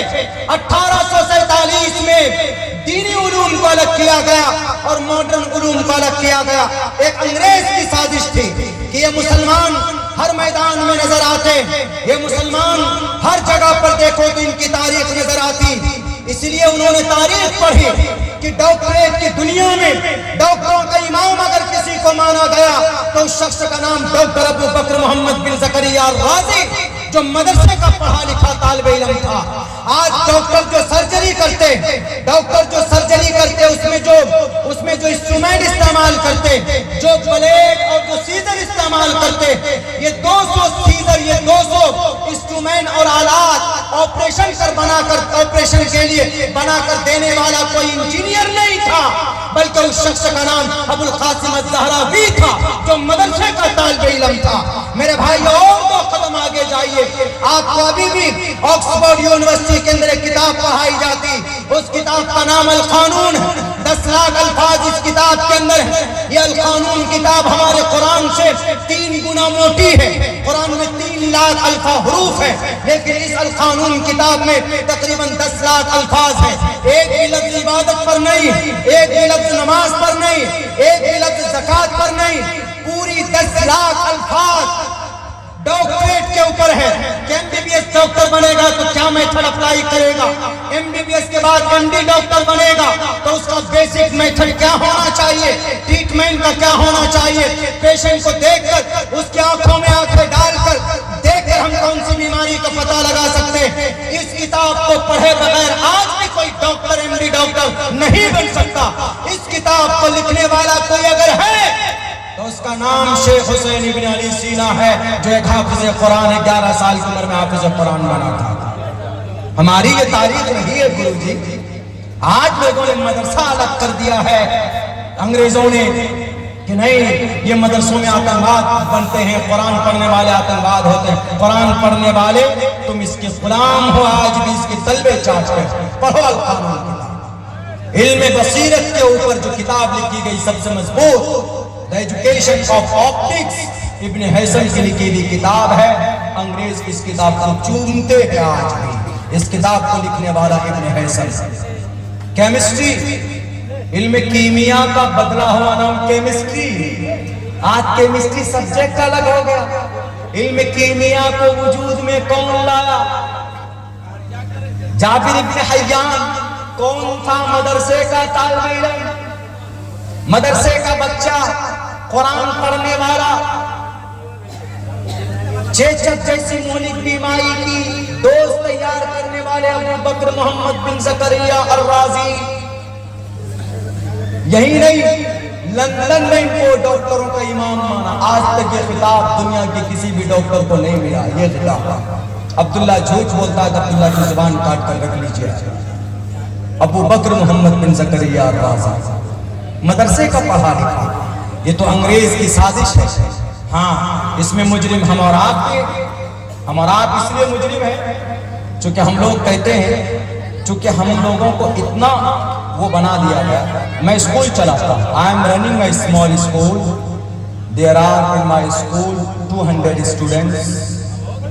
ہمارے اسکول کے اندر 200 چھوٹے چھوٹے بچے بورڈنگ میں رہتے ہیں، پڑھتے ہیں۔ میں اسکول چلاتا ہوں، میں قاسمی ہوں الحمدللہ۔ میں نے اسکول میں کبھی تعلیم حاصل نہیں کی، میں نے 10 سال کا کورس 2 سال میں کیا، لیکن جب میں اپنے علاقے میں گیا، اسکول کا نظام اور سسٹم ایسا ہے آج کے زمانے میں، یقیناً آپ کو نفرت ہوگی اس سے، یقیناً نفرت ہوگی، اس میں کوئی شک نہیں۔ جب ہم گئے وہاں پہ تو وہاں دیکھا کہ وہاں پر ہمارے مسلم ہی بچے پڑھ رہے ہیں، لیکن ان لوگوں کو غلط باتیں بتائی جا رہی ہے ایمان و عقیدے کے تعلق سے۔ 15 اگست کا موسم آیا تو ان کو ڈانس، گانا، ڈسکو، اچھالنے، کوداڑنے، اسپورٹس کے اوپر میں محنت کرا رہے۔ جب ہم نے 1 سال تک یہ دیکھا تو وہاں کے بہت بڑے، اللہ ان کی مغفرت فرمائے، حضرت مولانا نسیم صاحب، دل بھائی جانتے ہیں، بہت بوڑھے، بڑی مخلص آدمی، انہوں نے کہا عبداللہ ادھر آؤ، سنا ہے کہ تم ٹیکنالوجی والا مقرر ہو، مذاق مذاق میں بولے ہو، سنا ہے کہ تم اسکول والا مولوی ہو۔ ہم نے کہا کہ حضرت نہیں، بس یہ ہے کہ اسکول میں بھی پڑھا رہا ہوں، یہ دیکھ کر بلا مدرسہ تو ہے الحمدللہ اس علاقے میں۔ یہ جو اسکول میں جو غلط نظام چل رہا ہے، بچے جاتے ہیں انگریزی اسکول میں جاتے ہیں تو اپنی دین سے، شریعت سے بالکل الگ ہو جاتے ہیں، کچھ نہ عقیدہ، نہ نماز، نہ روزہ، نہ قرآن، سب سے الگ ہو جاتے ہیں۔ انگریزی میڈیم اسکول میں جانے کا مطلب انگریزیت کا غلام، انگریزوں کا غلام، یعنی انگریزی کیا بولے تو بچہ اپنے آپ کو ترم خان سمجھنے لگتا۔ اسی لیے تم ایسا کرو کہ یہی سلیبس، یہی تعلیم کیا دینی ماحول میں نہیں دے سکتے؟ میں نے کہا جی ضرور دے سکتے ہیں، بولا تم ایسا اسکول بنا۔ میں نے اسکول ویسا قائم کیا سن 2014 کے اندر 7 ستمبر سن 2014 کو میں نے بنیاد رکھی. الحمدللہ ہمارا اسکول ہے تو اسکول دینی ماحول ہے. ہمارے لیے جو بیسک ہے صبح فجر کی نماز ہوتی ہے, بچے اٹھ کر نورانی قاعدہ پڑھیں گے, جو بچے ان میں سے کچھ قرآن پڑھنے والے قرآن پڑھیں گے, کچھ ناظرہ جو کرتے ناظرہ پڑھیں گے, کچھ بچے حفظ پڑھتے ہیں. یہ نظام ہم نے 1.5 گھنٹے کا رکھا. پابندی سے 5 وقت کی نماز پڑھیں گے. جو پریئر دعا کراتے ہیں صبح میں لب پہ آتی ہے دعا بن کے علامہ اقبال کی, ہم نے اس کو بند کرایا. ہم نے کہا کہ سورہ فاتحہ سے بہتر کوئی دعا نہیں ہے, وہی پڑھا.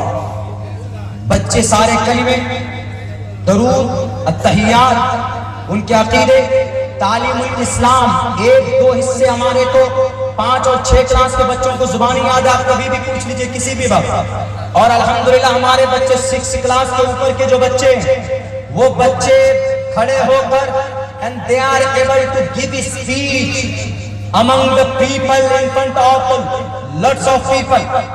بہت سارے لوگوں کے سامنے میں کھڑے ہو کر 6 کلاس کے بچے اسپیچ دے سکتے ہیں. وہی اس بچے سے آپ کہیں گے کہ بیٹا ذرا سناؤ تو وضو میں کتنے فرائض ہیں, آپ کو یاد نہیں ہوگا, ہمارا بچہ سنا دے گا. وہیں آپ بچے سے پوچھئے, نرسری کے بچے سے نماز سن لیجئے کہ نماز میں سورہ فاتحہ کب پڑھتے ہیں, رکوع میں کیا پڑھتے ہیں, سجدے میں کیا پڑھتے ہیں, ہمارا بچہ سنا دے گا آپ کو. وہی چیز جب 15 اگست میں 26 جنوری میں پروگرام ہوتا ہے تو ڈانس ڈسکو کراتے تھے, تو ہم نے کہا کہ ڈانس ڈسکو کی جگہ پہ نعت, نظم, مکالمہ, یہ سب کچھ ہوگا. اور الحمدللہ دوسرے اسکول کے بالمقابل میں ہمارے اسکول میں لوگ شوق سے انتظار کرتے ہیں کہ مولانا آپ کے پروگرام کب ہوگا. تو یہ نظام, یہ سسٹم آپ چینج کر سکتے. افسوس اس بات کی, ہم لوگ بولتے تو ہیں کہ ہم اپنے بچوں کو اسکول میں بھیج کر کے ان کے عقیدے بدلوا دیتے. ہمارے پاس دینی اسکول کیوں نہیں ہے؟ ہمارے پاس بھارت کے اندر میں ڈاکٹری کرنا کوئی گناہ نہیں ہے. آپ کی بیوی کا اگر سرجری ہو, اگر آپ کی بیوی حاملہ ہے, اگر نارمل ڈلیوری نہیں ہوتی تو آپ پورے دیو گھر کے اندر, جسیری کے اندر آپ اگر چراغ لے کر گھومیں گے تو کوئی لیڈی ڈاکٹر نہیں ملے گی آپ کو آپریشن کے لیے. کیوں؟ کیونکہ ہم نے ڈاکٹر نہیں پیدا کیا. کیا ڈاکٹر علم طب کا حصہ نہیں ہے؟ کیا طبیب نہیں ہوا کرتے تھے پہلے زمانے میں؟ ایک طرف حکیم ہیں, ایک طرف بڑے طبیب ہیں, تو ایک طرف مفتی بختری ہیں, قاضی بختری ہیں. ہم مجرم ہیں. ہم نے صرف ایک پلیٹ فارم کو پکڑ کر کے رکھا ہوا ہے اور پھر ہم نے حساب کو چھوڑ دیا, ہم نے علم کیمیا کو چھوڑ دیا, ہم نے فلسفے کو چھوڑ دیا. انہی چیزوں کو آج بدل کر ماڈرن ایجوکیشن کا نام دے دیا گیا ہے. میں تو یہ کہتا ہوں کہ ہمارے قرآن سے نکال کر ان کو الگ کیا گیا ہے. اگر کوئی ہمارے حساب سے اگر کوئی اسکول نہیں ہے تو ہم مجرم ہیں. ہم اسکول کے اندر اپنے بچوں کو نرسری پلس حافظ قرآن, نرسری ٹو گریجویشن اور حافظ قرآن یعنی نورانی قاعدہ سے لے کر حافظ قرآن بنانے کی ترتیب ہم نے نہیں بنائی. آج ہم لکیر کے فقیر ہیں. ہمارے پاس جو بھی نصاب ہے, کب کا نصاب ہے اسکولوں کا؟ انگریز کا دیا ہوا ہے. انگریز کی غلامی کرتے ہیں. کیا ضرورت ہے اس کی چاپلوسی کرنے کی؟ اپنے حساب سے نصاب تیار کرو. بچوں کو نالج دینا ہے. میں نے میرے اسکول میں ٹیچر کو یہی کہا ہوا کہ اگر کتاب کی کوئی چیپٹر بچوں کو سمجھ میں نہیں آتا تو چیپٹر پھاڑ کر پھینک دیجئے. بچے کو کیسے نالج آئے گا؟ آپ اپنے پاس سے اس کو نالج اور اس کو گیان دیا کیجئے. ہمارے پاس اسلامی اسکول نہیں, ہمارے پاس یونیورسٹی نہیں. بھارت کے اندر ڈاکٹر بننا ہے تو آپ کو نیٹ نکالنا پڑے گا. ہمارے پاس نیٹ کے لیے کوئی کوچنگ سینٹر ہے؟ کیوں نہیں ہمارے پاس کوچنگ سینٹر؟ کیا ڈاکٹری دین سے الگ ہے؟ کیا لوگوں کی مدد کرنا دین سے الگ ہے؟ کیا اگر سائنس کے اندر میں مہارت حاصل کرنا دین سے الگ ہے؟ البیرونی امام غزالی کے ساتھی ایک ہی پلیٹ فارم پر امام غزالی پڑھے اور البیرونی پڑھے. البیرونی بڑے سائنسداں بنے اور امام غزالی تزکیے کے بہت بڑے اللہ والے بنے.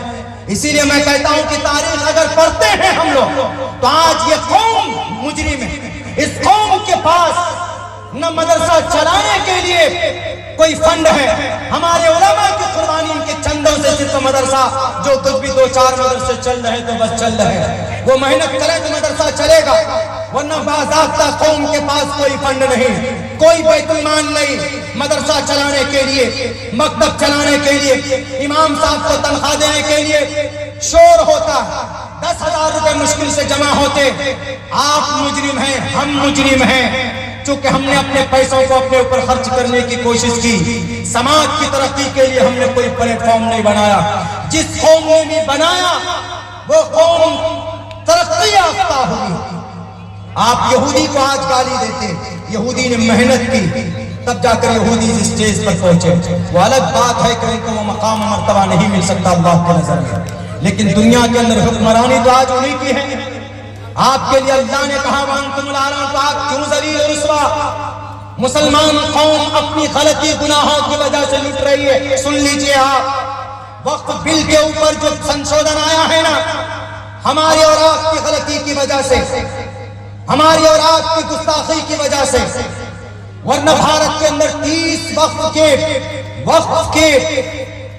बोर्ड है, 30 वक्फ बोर्ड, किसी के ऊपर हाथ डालने की कोशिश नहीं की गई। सिर्फ मुस्लिम औकात के अंदर में तब्दीली की बात क्यों की गई? क्योंकि भारत में पूरी दुनिया के अंदर सबसे ज्यादा जमीन अगर किसी के पास है तो मुस्लिम वक्फ बोर्ड के पास है। भारत के मुस्लिम वक्फ बोर्ड के पास कितनी जमीन है पता है? 9.5 लाख एकड़ जमीन। तीसरे नंबर पर सबसे बड़ी संस्था भारत के अंदर मुस्लिम वक्फ बोर्ड। पहले नंबर पर डिफेंस है, आर्मी है, दूसरे नंबर पर रेलवे, तीसरे नंबर पर सबसे ज्यादा जमीन मुस्लिम वक्फ बोर्ड के पास है। 9.5 लाख, उनमें से 4.5 लाख एकड़ जमीन रजिस्टर है वक्फ बोर्ड में, बाकी और नहीं। वक्फ बोर्ड की आमदनी कहां जा रही है? कौन खा रहा है? वो तो खैर बचाने की जो कोशिश हो रही है हमारे अकाबिर कर रहे हैं, अल्लाह उनकी मेहनत को कामयाब करे, लेकिन इतनी प्रॉपर्टी आ रही है, इतनी दौलत तो जा कहां रही है भाई? कहां है पैसे? वक्फ बोर्ड के बच्चे फिर भी मुर्तद हो रही है गुर्बत की वजह से। उलमाए कराम रात दिन चंदा करते हैं तब जाकर उनका मदरसा चलता है। इमाम को तनख्वाह नहीं देते, कोई हॉस्पिटल नहीं है, कोई बड़ा इदारा नहीं है, नीट के लिए कोई कोचिंग सेंटर नहीं बनाया आपने अभी तक। डॉक्टरी कहां से अब पास हो गया? आप अगर सिविल लाइन में जाना चाहते हैं बिना यूपीएससी की प्रिपरेशन के नहीं जाएंगे, आपने वो तक नहीं बनाया, तो ये पैसा जाता रहा। आप कहेंगे कि मौलाना अब्दुल्ला कितना पैसा आता होगा? ज्यादा ज्यादा 1 करोड़ 2 करोड़। पढ़िए आप, एक महाराष्ट्र है, 1 लाख एकड़ जमीन है महाराष्ट्र वक्फ बोर्ड के पास, उनमें से 70,000 एकड़ जमीन गैरों के कब्जे में है। 1990 से लेकर सन 2002 तक 11,11,000 करोड़ की जमीन बेची गई। सिर्फ कहां पर? सिर्फ महाराष्ट्र के अंदर वक्फ की प्रॉपर्टी बेची गई। बेचने वाला कौन? मुतवल्ली। वक्फ की प्रॉपर्टी बेचना जायज है? कयामत की सुबह तक कोई नहीं बेच सकता, लेकिन बेचा गया तो अल्लाह का अज़ाब आएगा कि नहीं आएगा? बिल्कुल आएगा। अगर आप समझ आए कि अल्लाह का अज़ाब है मोदी और योगी की शक्ल में, तो आपके अमाले बद की वजह से, हमारे अमाले बद की वजह से 30,000 जो वक्फ की प्रॉपर्टी है वहां पे, उनमें जो टावर सिर्फ लगे हुए, mobile tower, radio tower, Doordarshan का टावर, उनका सिर्फ जो किराया आता है ना, वो सालाना 10 करोड़ रुपए है। सालाना 10 करोड़ रुपए। बताइए, सिर्फ 30,000 जमीन, 30,000 एकड़ जमीन पर, और पूरे भारत के अंदर जितनी भी वक्फ की प्रॉपर्टी है, जितनी भी बिल्डिंगें हैं, हैदराबाद में, लखनऊ में, दिल्ली में, मुंबई में, पुणे में, बेंगलोर में, कलकत्ता में, महाराष्ट्र में, हर जगह पर वक्फ की प्रॉपर्टी, वक्फ की बिल्डिंग है। वो जो बिल्डिंग है वक्फ की 25,000 रुपए, 10,000 रुपए, 15,000 रुपए, 20,000 रुपए उनका महीने का किराया आता है। लेकिन वक्फ के फॉर्म में कितना लिखा जाता है पता है आपको? 250 रुपए, 80 रुपए, 40 रुपए लिखा जाता है। अगर 10,000 रुपए किराया आ रहा है तो 40,000 रुपए लिखा जा रहा। बाकी ये पैसे कहां गए? कहां गए? मुतवल्ली के पास, कहां गए? चेयरमैन साहब के पास। इसीलिए आज जो ये कौम लूट रही है ना, ये हमारे बुरे अमाल के नताइज की वजह से ये कौम लूट रही है। हमारी सारी संस्थाएं जिम्मेदार, हमारे सारे जितने भी दानिश्वर हैं इस वक्त सब के सब जिम्मेदार। اور یاد رکھے اس بات کو، جب کوئی بڑی پریشانی آتی ہے تو جب کوئی قوم کا اور سماج کا حساس طبقہ جب اپنے ایمان کا سودا کرتا ہے تو بڑی سخت اللہ کی طرف سے پکڑ آتی ہے۔ جب اس دیش کے اوپر ایک بڑا ظالم بادشاہ تھا، کون؟ اکبر۔ بادشاہ اکبر کیا وہ ملحد تھا؟ کیا وہ بے دین تھا؟ شروع کے اندر میں اس سے زیادہ پابند صلات کسی کی بھی نہیں تھی بادشاہ اکبر کی طرح، اس سے زیادہ حدیث سے محبت کرنے والا کوئی نہیں تھا بادشاہ سے زیادہ، اکبر سے زیادہ علماء سے محبت کرنے والا کوئی نہیں تھا۔ لیکن پتہ ہے ایک بڑا طبقہ اس وقت کا، ایک عالم دین کا ایک طبقہ آپس میں لڑ پڑے۔ کس لیے؟ گدی کے لیے لڑ پڑے تھے اکبر کے دربار میں۔ ہم کو اکبر کے قریب بیٹھنا ہے، فلاں عالم نہیں ہم کو آگے بیٹھنا ہے، فلاں دانشور نہیں ہم کو آگے بیٹھنا ہے۔ شیخ عبد القادر، ملا عبد القادر بدایونی کی تاریخ پڑھیے، تذکرہ مجدد الفسانی کی تب آپ کو پتا چلے گا کہ اس قوم کے اندر جب بھی وبال اور خطرناک صورت میں کوئی عذاب آیا ہے تو جب کوئی حساس طبقہ، جب کوئی دانشور طبقہ، جب کوئی ذمہ دار طبقہ اپنے آپ اپنے ضمیر کا سودا کرتا ہے تو اللہ تبارک و تعالیٰ کی طرف سے عذاب مسلط کیا جاتا ہے ظالم حکمرانوں کی صورت کے اندر۔ تب جا کر اکبر نے کہا کہ ان علماء کو بینڈ کرو۔ ملا عبد الحکیم سلطان پوری، ملا عبد القادر بدایونی لکھتے ہیں علماء لڑ پڑے، ایک دوسرے پر کفر کے فتوے لگانے لگے۔ سیم وہی منظر آج ہے اس امت کا، اس قوم کا۔ یہی وجہ ہے کہ ہمارے مدرسوں پر تالے لگائے جا رہے، یہی وجہ ہے کہ ہماری مسجدیں شہید کی جا رہی، یہی وجہ ہے کہ نوجوانوں کو گائے کے نام پر مارا جا رہا ہے، یہی وجہ ہے کہ آج مسلمانوں کو جیل کے اندر ٹھوسا جا رہا ہے اور کوئی کچھ بولنے کے لیے تیار نہیں۔ ہمارے پاس تو جو حساس طبقہ تھا وہ بے ایمان ہو چکا، ان کو کرسی چاہیے، ان کو اختیار چاہیے۔ آج اگر ہمارے پاس UPSC کی تیاری کے لیے ایک بھی کالج، ایک بھی کوچنگ سینٹر نہیں ہے تو کون ہے ذمہ دار؟ قوم کے بڑے لیڈران ذمہ دار، قوم کا دانشور طبقہ ذمہ دار۔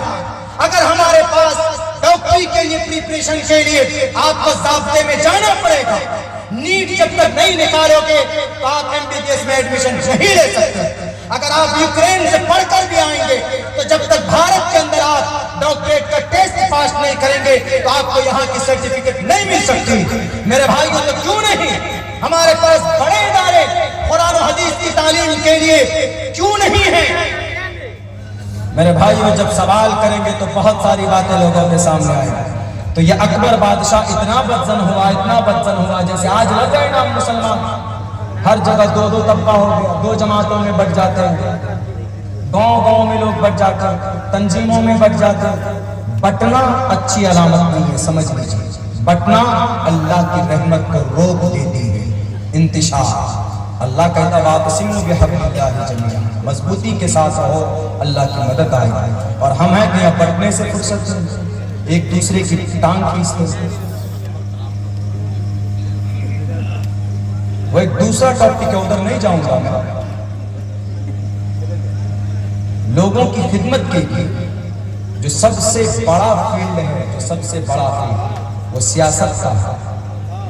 میں یہ نہیں کہوں گا کہ آپ سیاست میں آئے، سیاست پہ میری بات نہیں، گھبرائیے نہیں، چونکہ اچھے لوگ نہیں ہیں تو برے لوگوں کا قبضہ ہے، ورنہ سیاست تو اسلام کا حصہ ہے جناب۔ سیاست آج بےایمانی کا دوسرا نام دے دیا گیا، اچھے لوگ نہیں تو غلط لوگ استعمال کر رہے ہیں۔ عمر فاروق رضی اللہ تعالیٰ 22 لاکھ مربع میل کے علاقے کے PM تھے کہ نہیں تھے پرائم منسٹر؟ آج جو پولیس تھانے ہیں، جو آرمی کیمپ ہے، سماہرنالے ہے، بلاک ہے، پنچایت ہے، کن کا بنایا؟ عمر فاروق کا بنایا ہوا ہے کہ نہیں؟ مہمان کوئی ڈاکٹر، کوئی سرکاری مہمان آئے، اگر رکتا ہے کسی شہر میں، سرکٹ ہاؤس بولتے ہیں اس کو، عمر فاروق رضی اللہ تعالیٰ نے دار الرفیق کے نام سے بسایا تھا۔ ہماری تاریخ بھلانے کی پوری کوشش ہم نے کی ہے، آپ نے کی ہے، لوگوں کو مجرم مانتے ہیں۔ بہرحال یہ ایک ایسا پلیٹ فارم ہے، لوگوں کی بہت بڑی خدمت ہو سکتی ہے اس پلیٹ فارم پر اگر اچھے لوگ ہوں تو۔ لیکن اچھے لوگ کہاں سے پیدا ہوں گے؟ اچھے لوگ تعلیم ہی کے پلیٹ فارم سے پیدا ہو سکتے ہیں۔ ورنہ دوسرا کوئی راستہ اور نہیں ہے کہ جو وہاں سے پیدا ہو۔ میرے بھائیوں، میں آخر کے اندر میں یہی پیغام آپ لوگوں کو دینا چاہتا ہوں، وہ یہ کہ تعلیم پر محنت کیجیے، دونوں تعلیم کو لے کے چلیے، کیونکہ دونوں تعلیم کو آج کل الگ کر دیا گیا ہے، تو لیکن بیسک آپ اپنے بچوں کو قرآن و حدیث کی تعلیم دیجیے، مکتب میں بھیجیے، مدرسے میں بھیجیے، حافظ قرآن بنائیے، عالم دین بنائیے، ان کا مقام و مرتبہ بہت بڑا ہوگا۔ لیکن آپ چاہتے ہیں کہ ہمارا بچہ ڈاکٹر بھی بنائے، ہم انجینئر بھی بنائے، تو نو پرابلم، اسلام ڈزنٹ ڈینائی، اسلام منع نہیں کرتا، اسلام کہتا ہے کہ جو بنانا چاہو بناؤ۔